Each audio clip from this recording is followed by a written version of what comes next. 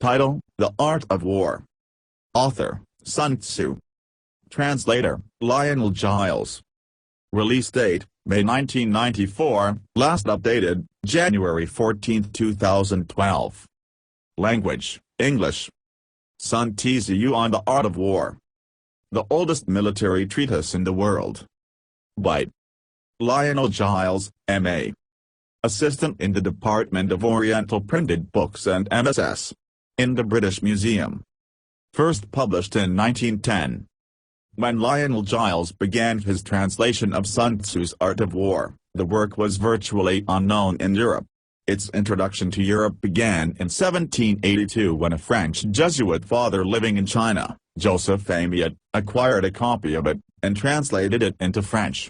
It was not a good translation because, according to Dr. Giles, it contains a great deal that Sun Tzu did not write, and very little indeed of what he did. The first translation into English was published in 1905 in Tokyo by Captain E. F. Calthorpe, RFA. However, this translation is, in the words of Dr. Giles, excessively bad. He goes further in this criticism: it is not merely a question of downright blunders, from which none can hope to be wholly exempt. Omissions were frequent, hard passages were willfully distorted or slurred over. Such offenses are less pardonable. They would not be tolerated in any edition of a Latin or Greek classic, and a similar standard of honesty ought to be insisted upon in translations from Chinese. In 1908 a new edition of Captain Calthorpe's translation was published in London. It was an improvement on the first, omissions filled up and numerous mistakes corrected, but new errors were created in the process. Dr. Giles, in justifying his translation, wrote, "It was not undertaken out of any inflated estimate of my own powers, but I could not help feeling that Sun Tzu deserved a better fate than had befallen him, and I knew that, at any rate, I could hardly fail to improve on the work of my predecessors." Clearly, Dr. Giles' work established much of the groundwork for the work of later translators who published their own editions. Of the later editions of The Art of War I have examined, two feature Giles' edited translation and notes, the other two present the same basic information from the ancient Chinese commentators found in the Giles edition. Of these four, Giles' 1910 edition is the most scholarly and presents the reader an incredible amount of information concerning Sun Tzu's text, much more than any other translation. The Giles edition of The Art of War, as stated above, was a scholarly work. Dr. Giles was a leading sinologue at the time and an assistant in the Department of Oriental Printed Books and Manuscripts in the British Museum. Apparently he wanted to produce a definitive edition, superior to anything else that existed and perhaps something that would become a standard translation. It was the best translation available for 50 years. But apparently there was not much interest in Sun Tzu in English-speaking countries since it took the start of the Second World War to renew interest in his work. Several people published unsatisfactory English translations of Sun Tzu. In 1944, Dr. Giles' translation was edited and published in the United States in a series of military science books. But it wasn't until 1963 that a good English translation, by Samuel B. Griffith and still in print, was published that was an equal to Giles' translation. While this translation is more lucid than Dr. Giles' translation, it lacks his copious notes that make his so interesting. Dr. Giles produced the work primarily intended for scholars of the Chinese civilization and language. It contains the Chinese text of Sun Tzu, the English translation, and voluminous notes along with numerous footnotes. Unfortunately, some of his notes and footnotes contain Chinese characters, some are completely Chinese. Thus, a conversion to a Latin alphabet text was difficult. I did the conversion in complete ignorance of Chinese, except for what I learned while doing the conversion. Thus, I faced the difficult task of paraphrasing it while retaining as much of the important text as I could. Every paraphrase represents a loss, thus I did what I could to retain as much of the text as possible. Because the 1910 text contains a Chinese concordance, I was able to transliterate proper names, books, and the like at the risk of making the text more obscure. However, the text, on the whole, is quite satisfactory for the casual reader, a transformation made possible by conversion to an e-text. However, I come away from this task with a feeling of loss because I know that someone with a background in Chinese can do a better job than I did. Any such attempt would be welcomed. Sun Wu and his book Szu Maqian gives the following biography of Sun Tzu. 1. Sun Tzu was a native of the Qi state. His art of war brought him to the notice of Holu, 2, king of Wu. Holu said to him, "I have carefully perused your 13 chapters. May I submit your theory of managing soldiers to a slight test?" Sun Tzu replied, "You may." Holu asked, "May the test be applied to women?" The answer was again in the affirmative, so arrangements were made to bring 180 ladies out of the palace. Sun Tzu divided them into 2 companies, and placed one of the king's favorite concubines at the head of each. He then bade them all take spears in their hands, and addressed them thus, "I presume you know the difference between front and back, right hand and left hand?" The girls replied, "Yes." Sun Tzu went on, "When I say eyes front, you must look straight ahead. When I say left turn, you must face towards your left hand. When I say right turn, you must face towards your right hand. When I say about turn, you must face right round towards your back." Again the girls assented. The words of command having been thus explained, he set up the halberds and battle axes in order to begin the drill. Then, to the sound of drums, he gave the order right turn. But the girls only burst out laughing. Sun Tzu said, "If words of command are not clear and distinct, if orders are not thoroughly understood, then the general is to blame." So he started drilling them again, and this time gave the order left turn, whereupon the girls once more burst into fits of laughter. Sun Tzu, "If words of command are not clear and distinct, if orders are not thoroughly understood, the general is to blame. But if his orders are clear, and the soldiers nevertheless disobey, then it is the fault of their officers." So saying, he ordered the leaders of the 2 companies to be beheaded. Now the king of Wu was watching the scene from the top of a raised pavilion, and when he saw that his favorite concubines were about to be executed, he was greatly alarmed and hurriedly sent down the following message, "We are now quite satisfied as to our general's ability to handle troops. If we are bereft of these 2 concubines, our meat and drink will lose their savor. It is our wish that they shall not be beheaded." Sun Tzu replied, "Having once received His Majesty's commission to be the general of his forces, there are certain commands of His Majesty which, acting in that capacity, I am unable to accept." Accordingly, he had the 2 leaders beheaded, and straightway installed the pair next in order as leaders in their place. When this had been done, the drum was sounded for the drill once more, and the girls went through all the evolutions, turning to the right or to the left, marching ahead or wheeling back, kneeling or standing, with perfect accuracy and precision, not venturing to utter a sound. Then Sun Tzu sent a messenger to the king saying, "Your soldiers, sire, are now properly drilled and disciplined, and ready for your majesty's inspection. They can be put to any use that their sovereign may desire, bid them go through fire and water, and they will not disobey." What the king replied, "Let our general cease drilling and return to camp. As for us, we have no wish to come down and inspect the troops." Thereupon Sun Tzu said, "The king is only fond of words, and cannot translate them into deeds." After that, Holu saw that Sun Tzu was one who knew how to handle an army, and finally appointed him general.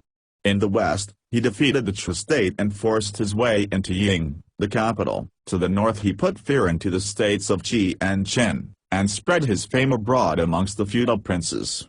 And Sun Tzu shared in the might of the king. About Sun Tzu himself, this is all that Szu Maqian has to tell us in this chapter. But he proceeds to give a biography of his descendant, Sun Pin, born about 100 years after his famous ancestor's death, and also the outstanding military genius of his time. The historian speaks of him too as Sun Tzu, and in his preface we read, "Sun Tzu had his feet cut off and yet continued to discuss the art of war." 3. It seems likely, then, that Pin was a nickname bestowed on him after his mutilation, unless the story was invented in order to account for the name. the crowning incident of his career, the crushing defeat of his treacherous rival Pang Chuan, will be found briefly related in Chapter 5. SS 19. Note. To return to the elder Sun Tzu. He is mentioned in 2 other passages of the CCHI. In the 3rd year of his reign, 512 BC, Holu, king of Wu, took the field with Zhu Shu, that is Wu Yuan, and Po Pai, and attacked Shu. He captured the town of Shu and slew the 2 princes' sons who had formerly been generals of Wu. He was then meditating a descent on Ying, the capital, but the general Sun Wu said, "The army is exhausted. It is not yet possible. We must wait." After further successful fighting, in the 9th year, 506 BC, King Holu addressed Wu Zushu and Sun Wu, saying, "Formerly, you declared that it was not yet possible for us to enter Ying. Is the time ripe now?"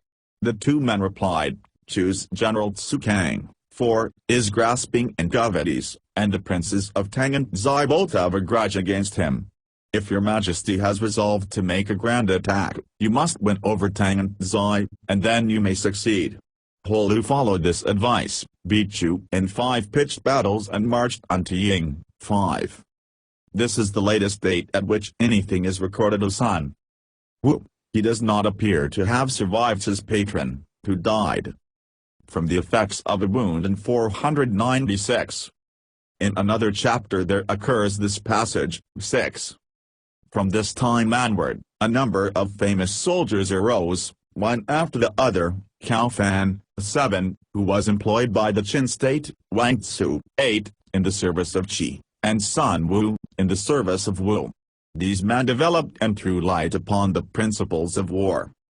It is obvious enough that Sima Qian at least had no doubt about the reality of Sun Wu as an historical personage, and with one exception, to be noticed presently, he is by far the most important authority on the period in question.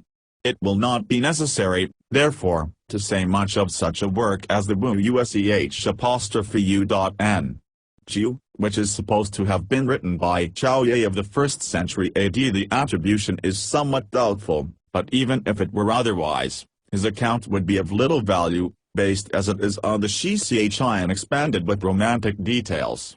The story of Sun Tzu will be found, for what it is worth, in Chapter 2. The only new points in it worth noting are: 1. Sun Tzu was first recommended to Holu by Wu Zushu. 2. He is called a native of Wu. 3. He had previously lived a retired life, and his contemporaries were unaware of his ability. The following passage occurs in the Huainanzi: "When sovereign and ministers show perversity of mind, it is impossible even for a Sun Tzu to encounter the foe." Assuming that this work is genuine, and hitherto no doubt has been cast upon it, we have here the earliest direct reference for Sun Tzu, for Huainanzi died in 122 BC, many years before the CCHI was given to the world. Liu Jian, 1980-9 B.C., says, "The reason why Sun Tzu at the head of 30,000 men beat Chu with 200,000 is that the latter were undisciplined." Tang Mingshi informs us that the surname Sun was bestowed on Sun Wu's grandfather by Duke Qing of Qi, 547-490 BC. Sun Wu's father Sun Ping, rose to be a minister of state in Qi, and Sun Wu himself, whose style was Kang Qing, fled to Wu on account of the rebellion which was being fomented by the kindred of Tian Pao. He had 3 sons, of whom the second, named Ming, was the father of Sun Pin. According to this account then, Pin was the grandson of Wu, which, considering that Sun Pin's victory over Wei was gained in 341 BC, may be dismissed as chronological impossible. Whence these data were obtained by Tang Mingshi I do not know, but of course no reliance whatever can be placed in them. An interesting document which has survived from the close of the Han period is the short preface written by the great Zhao Zhao, or Wei Wu Ti, for his edition of Sun Tzu. I shall give it in full. I have heard that the ancients used bows and arrows to their advantage. 10. The Shuchu mentions the army among the 8 objects of government. The I Ching says, army indicates firmness and justice, the experienced leader will have good fortune. The Shi Ching says, the king rose majestic in his wrath, and he marshaled his troops. the Yellow Emperor, Tang the Completer and Wu Wang all used spears and battle axes in order to succor their generation. The SSUMAFA says, if one man slay another of set purpose, he himself may rightfully be slain. He who relies solely on warlike measures shall be exterminated, he who relies solely on peaceful measures shall perish. Instances of this are Fukai, 11, on the one hand and Yan Wang on the other. 12. In military matters, the sage's rule is normally to keep the peace, and to move his forces only when occasion requires. He will not use armed force unless driven to it by necessity. Many books have I read on the subject of war and fighting, but the work composed by Sun Wu is the profoundest of them all. Sun Tzu was a native of the Qi state, his personal name was Wu. He wrote The Art of War in 13 chapters for Holu, king of Wu. Its principles were tested on women, and he was subsequently made a general. He led an army westwards, crushed the Qi state and entered Ying the capital. In the north, he kept Qi and Qin in awe. 100 years and more after his time, Sun Ping lived. He was a descendant of Wu. 13. In his treatment of deliberation and planning, the importance of rapidity in taking the field. 14. Clearness of conception, and depth of design, Sun Tzu stands beyond the reach of carping criticism. My contemporaries, however, have failed to grasp the full meaning of his instructions, and while putting into practice the smaller details in which his work abounds, they have overlooked its essential purport. That is the motive which has led me to outline a rough explanation of the whole. One thing to be noticed in the above is the explicit statement that the 13 chapters were specially composed for King Holu. This is supported by the internal evidence of ISS 15, in which it seems clear that some ruler is addressed. In the bibliographic section of the Han Shu, there is an entry which has given rise to much discussion, the works of Sun Tzu of Wu in 82 Pian, or chapters, with diagrams in 9 Chuan. It is evident that this cannot be merely the 13 chapters known to Sima Qian, or those we possess today. Chang Shouch refers to an edition of Sun Tzu's Art of War of which the 13 chapters form the first Chuan, adding that there are 2 other Chuan besides. This has brought forth a theory, that the bulk of these 82 chapters consisted of other writings of Sun Tzu, we should call them apocryphal, similar to the Wan Ta, of which a specimen dealing with the 9 situations, 15, is preserved in the T'(U.10.G. Yan, and another in Ho Shin's commentary. It is suggested that before his interview with Holu, Sun Tzu had only written the 13 chapters, but afterwards composed a sort of exegesis in the form of question and answer between himself and the king. Pai Ixun, the author of the Sun Tzu Lu, backs this up with a quotation from the Wu Ush'U.N. Jiu, the king of Wu summoned Sun Tzu, and asked him questions about the art of war. Each time he set forth a chapter of his work, the king could not find words enough to praise him. As he points out, if the whole work was expounded on the same scale as in the above-mentioned fragments, the total number of chapters could not fail to be considerable. Then the numerous other treatises attributed to Sun Tzu might be included. The fact that the Han She mentions no work of Sun Tzu except the 82 Pian, whereas the Sui and Tang bibliographies give the titles of others in addition to the 13 chapters, is good proof, Pai Ixun thinks, that all of these were contained in the 82 Pian. Without pinning our faith to the accuracy of details supplied by the Wu Ush'U.N. or admitting the genuineness of any of the treatises cited by Pai Ixun, we may see in this theory a probable solution of the mystery. Between Sima Qian and Pan Ku there was plenty of time for a luxuriant crop of forgeries to have grown up under the magic name of Sun Tzu, and the 82 Pian may very well represent a collected edition of these lumped together with the original work.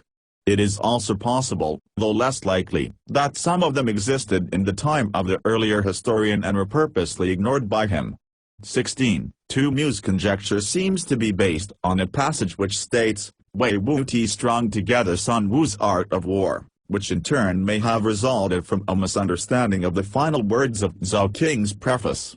This, as Sun Xingyan points out, is only a modest way of saying that he made an explanatory paraphrase, or in other words, wrote a commentary on it. On the whole, this theory has met with very little acceptance.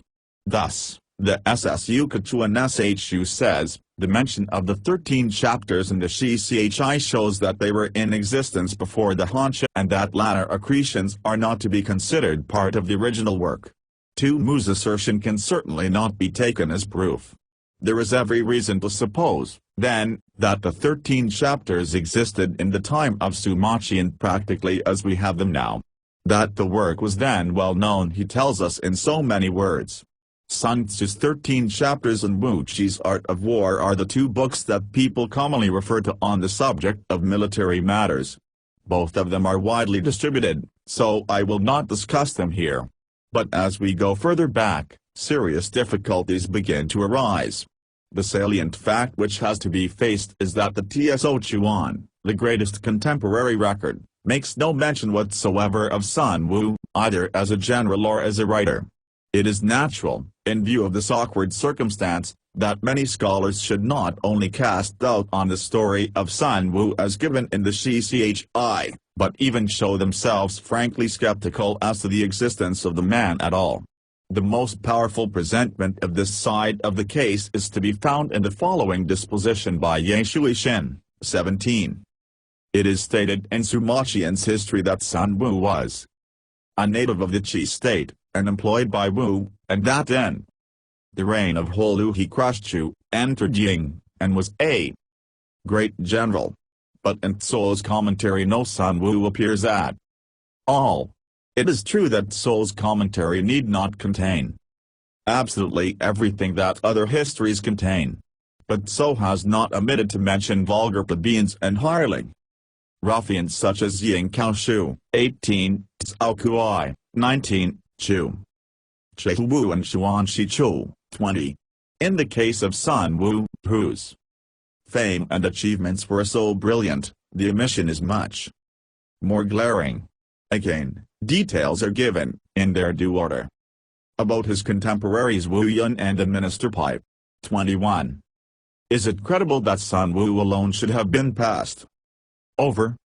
In point of literary style, Sun Tzu's work belongs to the same school as Quantizi 22, Liu Tao, 23, and the Yue, 24, and may have been the production of some private scholar living towards the end of the Spring and Autumn War, the beginning of the Warring States period. 25. The story that his precepts were actually applied by the Wu state is merely the outcome of big talk on the part of his followers, from the flourishing period of the Chu dynasty, 26, down to the time of the Spring and Autumn. All military commanders were statesmen as well, and a class of professional generals, for conducting external campaigns, did not then exist. It was not until the period of the 6 states, 27, that this custom changed. Now although Wu was an uncivilized state, it is conceivable that Tso should have left unrecorded the fact that Sun Wu was a great general and yet held no civil office. What we are told, therefore, about Zhang Chu, 28, and Sun Wu, is not authentic matter, but the reckless fabrication of theorizing pundits. The story of Ho Lu's experiment on the women, in particular, is utterly preposterous and incredible. Ye Shuixin represents Sima Qian as having said that Sun Wu crushed Chu and entered Ying. This is not quite correct. No doubt the impression left on the reader's mind is that he at least shared in these exploits. The fact may or may not be significant, but it is nowhere explicitly stated in the Shi-Chi either that Sun Tzu was general on the occasion of the taking of Ying, or that he even went there at all. Moreover, as we know that Wu Yuan and Po Pai both took part in the expedition, and also that its success was largely due to the dash and enterprise of Fu Kai, Ho Lu's younger brother, it is not easy to see how yet another general could have played a very prominent part in the same campaign. Sun Quan, son of the Sung dynasty, has the note. Military writers look upon Sun Wu as the father of their art. But the fact that he does not appear in the Tso Chuan, although he is said to have served under Holu King of Wu, makes it uncertain what period he really belonged to. He also says, the works of Sun Wu and Wu Qi may be of genuine antiquity. It is noticeable that both Ye Shuixin and Chen Shenzhen, while rejecting the personality of Sun Wu as he figures in Sima Qian's history, are inclined to accept the date traditionally assigned to the work which passes under his name. The author of the Hsu Lu fails to appreciate this distinction, and consequently his bitter attack on Chen Shenzhen really misses its mark. He makes one of 2 points, however, which certainly tell in favor of the high antiquity of our 13 chapters. Sun Tzu, he says, must have lived in the age of Qing Wang, 519–476, because he is frequently plagiarized in subsequent works of the Chu, Qin and Han dynasties. The 2 most shameless offenders in this respect are Wu Qi and Huainan Tzu, both of them important historical personages in their day. The former lived only a century after the alleged date of Sun Tzu, and his death is known to have taken place in 381 BC. It was to him, according to Liu Xian, that Zheng Shen delivered the Tso Chuan, which had been entrusted to him by its author. 29. Now the fact that quotations from The Art of War, acknowledged or otherwise, are to be found in so many authors of different epochs, establishes a very strong anterior to them all. In other words, that Sun Tzu's treatise was already in existence towards the end of the 5th century BC. Further proof of Sun Tzu's antiquity is furnished by the archaic or wholly obsolete meanings attaching to a number of the words he uses. A list of these, which might perhaps be extended, is given in the Hsu Lu, and though some of the interpretations are doubtful, the main argument is hardly affected thereby. Again, it must not be forgotten that Ye Shuixin, a scholar and critic of the first rank, deliberately pronounces the style of the 13 chapters to belong to the early part of the 5th century. Seeing that he is actually engaged in an attempt to disprove the existence of Sun Wu himself, we may be sure that he would not have hesitated to assign the work to a later date had he not honestly believed the contrary.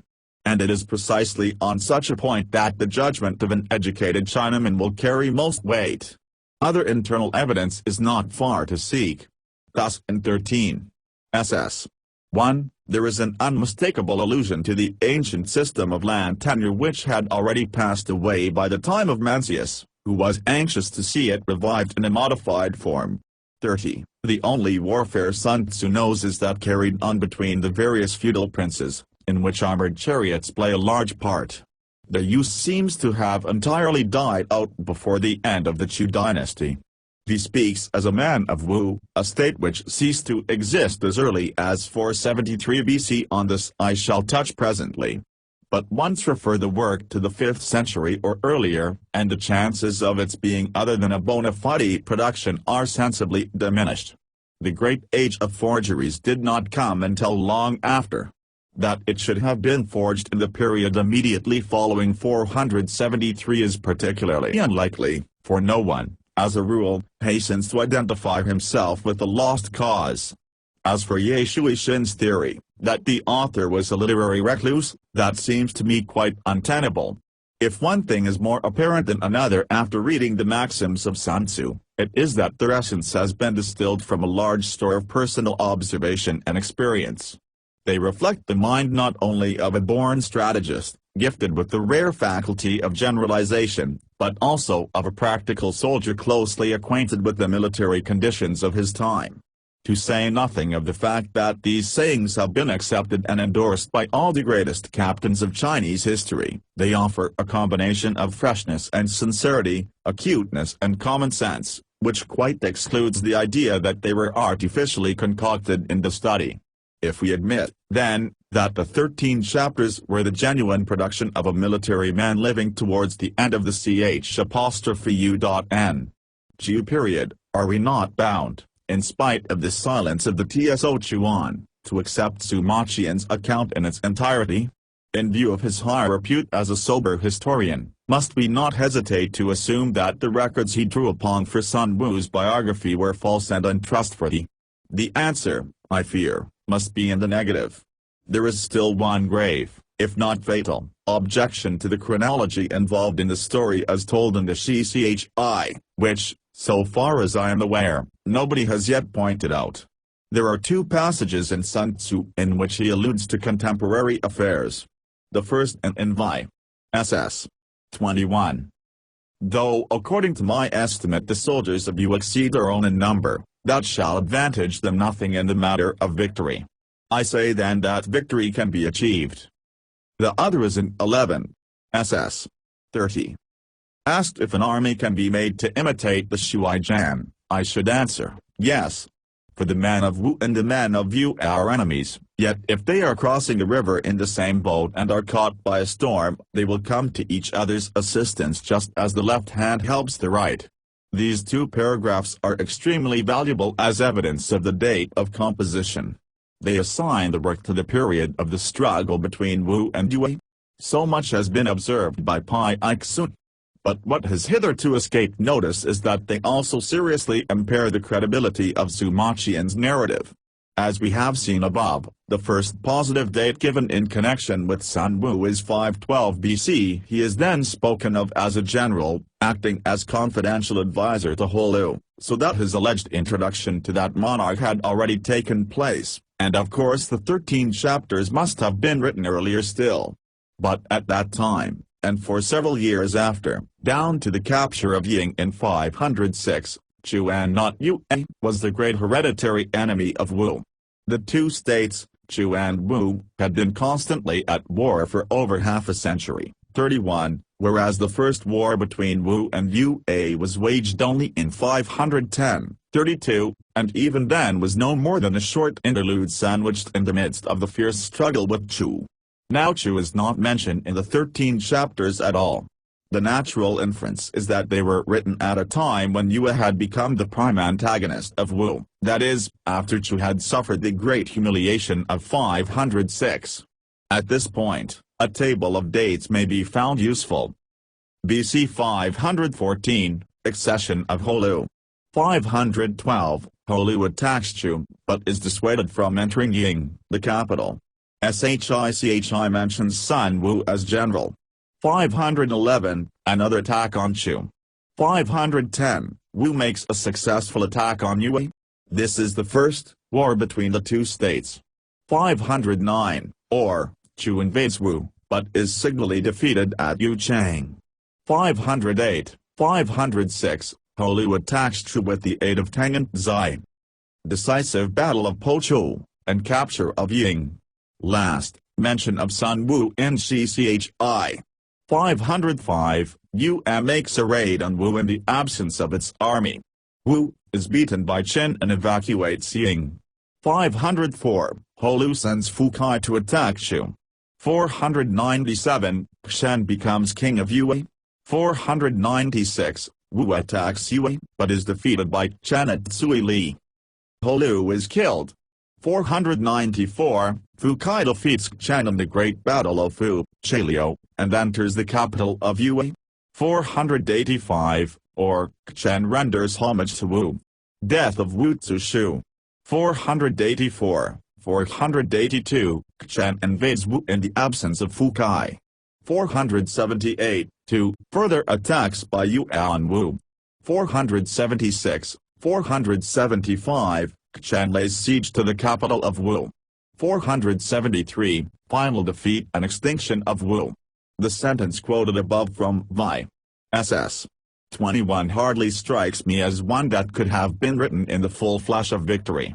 It seems rather to imply that, for the moment at least, the tide had turned against Wu, and that she was getting the worst of this struggle.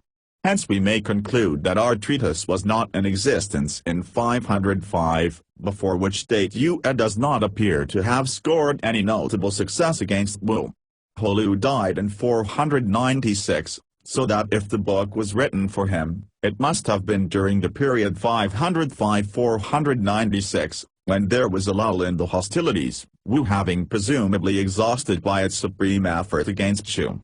On the other hand, if we choose to disregard the tradition connecting Sun Wu's name with Holu, it might equally well have seen the light between 496 and 494. or possibly in the period 480–473, when Yue was once again becoming a very serious menace.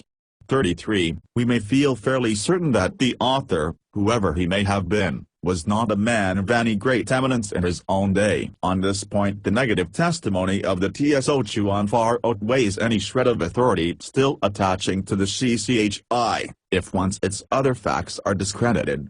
Sun Xingyan, however, makes a feeble attempt to explain the omission of his name from the great commentary. It was Wu Zixu, he says, who got all the credit of Sun Wu's exploits, because the latter, being an alien, was not rewarded with an office in the state. How then did the Sun Tzu legend originate? It may be that the growing celebrity of the book imparted by degrees a kind of factitious renown to its author. It was felt to be only right and proper that one so well versed in the science of war should have solid achievements to his credit as well. Now the capture of Ying was undoubtedly the greatest feat of arms in He Lu's reign. It made a deep and lasting impression on all the surrounding states, and raised Wu to the short-lived zenith of her power. Hence, what more natural, as time went on, than that the acknowledged master of strategy, Sun Wu, should be popularly identified without campaign, at first perhaps only in the sense that his brain conceived and planned it, afterwards, that it was actually carried out by him in conjunction with Wu Yuan, 34, Popeye and Fu Kai. It is obvious that any attempt to reconstruct even the outline of Sun Tzu's life must be based almost wholly on conjecture. With this necessary proviso, I should say that he probably entered the service of Wu about the time of He Lu's accession, and gathered experience, though only in the capacity of a subordinate officer, during the intense military activity which marked the first half of the prince's reign. 35. If he rose to be a general at all, he certainly was never on an equal footing with the three above mentioned. He was doubtless present at the investment and occupation of Ying, and witnessed Wu's sudden collapse in the following year. Yu's attack at this critical juncture, when her rival was embarrassed on every side, seems to have convinced him that this upstart kingdom was the great enemy against whom every effort would henceforth have to be directed. Sun Wu was thus a well-seasoned warrior when he sat down to write his famous book, which according to my reckoning must have appeared towards the end, rather than the beginning of He Lu's reign. The story of the women may possibly have grown out of some real incident occurring about the same time. As we hear no more of Sun Wu after this from any source, he is hardly likely to have survived his patron or to have taken part in the death struggle with Yue, which began with the disaster at Tsui Li. If these inferences are approximately correct, there is a certain irony in the fate which decreed that China's most illustrious man of peace should be contemporary with her greatest writer on war.